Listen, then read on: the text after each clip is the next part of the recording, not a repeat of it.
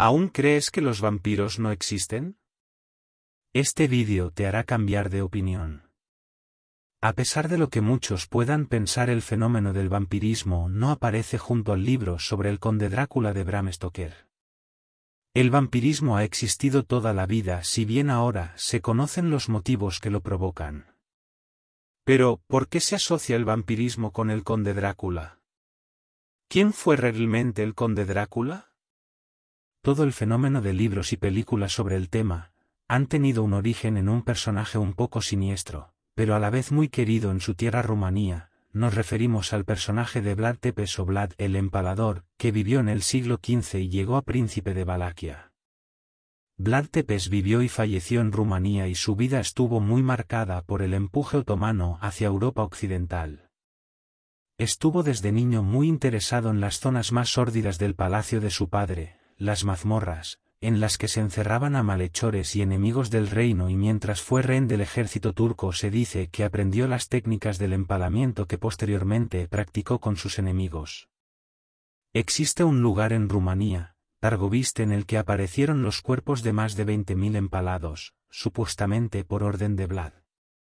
Se dice igualmente que su desmedida violencia contra los enemigos no se quedaba en el empalamiento. Además, Vlad gustaba de servirse un vaso de sangre de sus enemigos y mojar pan en ella. Todo un personaje.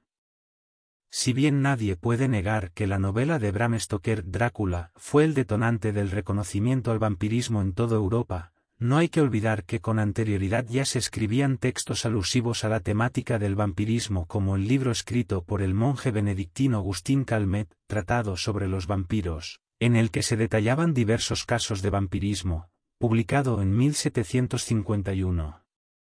El propio Calmet describía el vampirismo como muertos que salen de sus tumbas y vienen a inquietar a los vivos, les chupan la sangre, se les aparecen, provocan estrépito en sus puertas y en sus casas, y, en fin, a menudo les causan la muerte. Uno solo se libra de sus manifestaciones desenterrándoles, cortándoles la cabeza, empalándoles, quemándoles o traspasándoles el corazón. Continúa el monje Calmet hablando de los vampiros. Chupan la sangre en tan gran abundancia que a veces les sale por la boca, por la nariz y hasta por las orejas, y otras veces el cadáver nada en la sangre que llena por completo su ataúd. Y se los encuentra todavía con signos de vida, la sangre líquida.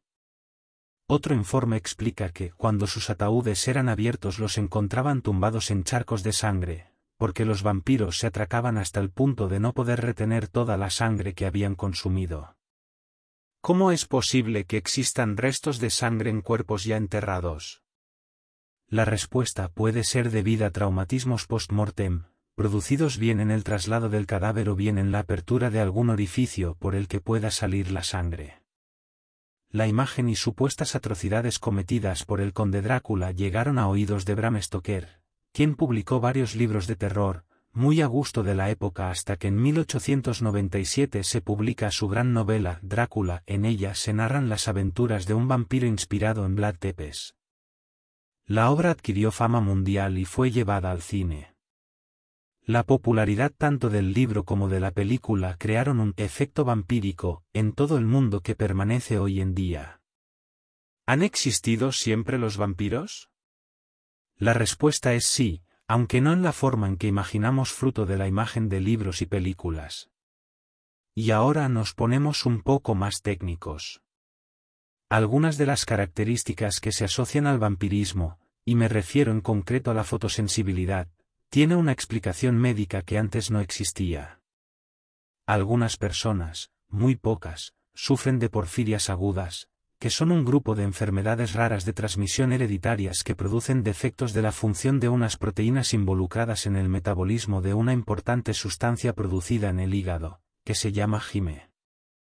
En los pacientes que sufren de porfiria, su cuerpo es incapaz de producir las cantidades adecuadas de hime y se produce entonces una acumulación inusual de porfirinas que provoca una serie de síntomas como un color rojizo en la orina, color rojizo en la dentina, además de otros síntomas que pueden ser extremadamente graves dependiendo del tipo de porfiria y el grado de afectación.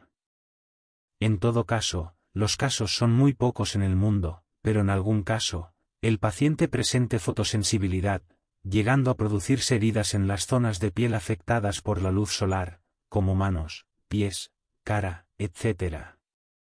Esta fotosensibilidad ha sido también aprovechada por el mundo del cine y la literatura para convertir a los vampiros en seres fotosensibles también. Además, no debemos olvidar a los murciélagos, que únicamente salen por la noche, evitando la luz del sol, y dentro de ellos una subespecie que se alimenta de la sangre de otros animales, pudiendo incluso llegar a chupar sangre humana. Todas estas circunstancias debidamente aderezadas con el buen hacer de literatos y cineastas, han creado la figura del vampiro que se alimenta de sangre humana. No obstante todo lo anterior, existen determinados casos de vampirismo asociados a algunos desórdenes psiquiátricos que nos permiten decir abiertamente que los vampiros existen. Veámoslo.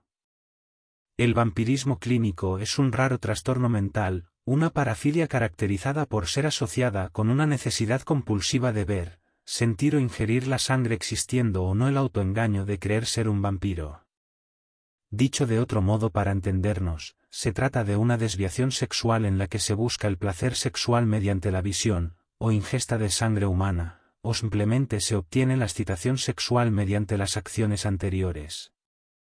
Este tipo de conducta ya fue tipificada por el doctor en psiquiatría Herschel Prince y catalogado como una afección mental. Posteriormente, este tipo de patología fue recogida por el Dr. Richard Knoll explicando su sintomatología y bautizándola como síndrome de Renfield. Sea como fuere, a pesar de que este tipo de trastorno aún no ha sido reconocido por toda la comunidad científica, es lo cierto que describe un comportamiento perfectamente compatible con el vampirismo, y de ahí que, a día de hoy, sigamos manteniendo que el vampirismo sigue muy vivo en nuestra sociedad. Prueba de que el vampirismo existe es la relación de vampiros famosos que exponemos a continuación. Vlad Tepes, el famoso conde Drácula. Si bien no existen pruebas concluyentes de que Vlad Drácula ingiriera sangre humana, algunas versiones sí que lo mantienen, y además, su gusto desmedido por los lugares más tétricos del castillo de su padre, las mazmorras, y por las ejecuciones mediante empalamiento que procuraba a sus enemigos, le convierten en una persona con algún tipo de patología mental. Gilles de Rais. Fue un noble y militar francés que vivió en el siglo XV y fue famoso por sus matanzas indiscriminadas de niños. Entre sus buenas acciones aparece su buena relación con Juana de Arco, a la que incluso, salvo de las tropas inglesas, sin embargo posteriormente sus compañías no le ayudaron, ya que frecuentaba a nigromantes, adoradores de Satán, embaucadores y toda suerte de personajes de poca moralidad. Finalmente, Gilles de Rais se dedicó a secuestrar a los niños de sus sirvientes, a quienes abusaba sexualmente y posteriormente daba muerte, según reconoció él mismo y algunos otros.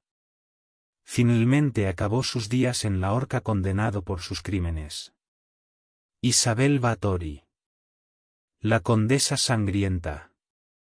Esta mujer noble, fue una aristócrata húngara que vivió entre los siglos XV y XVI, famosa en Europa por su belleza. Preocupada extraordinariamente por su belleza, no tuvo otra ocurrencia que dedicarse a la magia negra y asesinar a más de 650 jóvenes campesinas, a quienes desangraba e ingería su sangre o se bañaba en ella con el fin de no perder su belleza. Sus terribles crímenes llegaron a su fin y así, fue condenada a cadena perpetua emparedada en sus aposentos, muriendo en 1614. Peter Kürten. El vampiro de Düsseldorf. Desde muy joven estuvo sumido en una infancia muy tortuosa y siendo testigo de numerosos hechos violentos que sin duda pesaron en su forma de ser en la edad adulta. Según él mismo confesó, con 9 años causó el ahogamiento de 2 niños y su carrera criminal no había hecho más que empezar. Su primer homicidio en la edad adulta fue la de una niña de 8 años y finalmente fue condenado por el asesinato de 9 personas y 7 intentos. Si bien no consta que bebiera sangre humana, sí confesó sentir placer al verla correr en el cuerpo de sus víctimas. Fritz Harman. El vampiro de Hannover. Su tarjeta de presentación recoge 27 adolescentes varones a los que mataba mordiéndoles la carótida e ingiriendo su sangre en una especie de frenesí sexual. Finalmente fue condenado y decapitado. Alan Menzies. Alan fue un escocés a quien fascinaba el cine y se obsesionó con una película titulada La Reina de los Condenados. En dicha película, la protagonista, Akasha, era una vampiresa y el joven Menzies fantaseó con la idea de que el personaje de Akasha le había prometido que, si mataba a alguien, le convertiría en inmortal. Dicho y hecho, Menzies quedó con el amigo que le facilitó la copia de la película y tras una discusión sobre la protagonista, Alan asestó 42 puñaladas a su amigo, le destrozó la cabeza a martillazos, se bebió su sangre y comió parte de su cerebro. Con posterioridad a estos hechos, Alan se jactaba de haberse convertido en un vampiro inmortal. Fue condenado a 18 años de cárcel que no llegó a cumplir ya que se suicidó en prisión en 2004. Existen muchos más casos que prueban que el vampirismo sigue estando muy presente.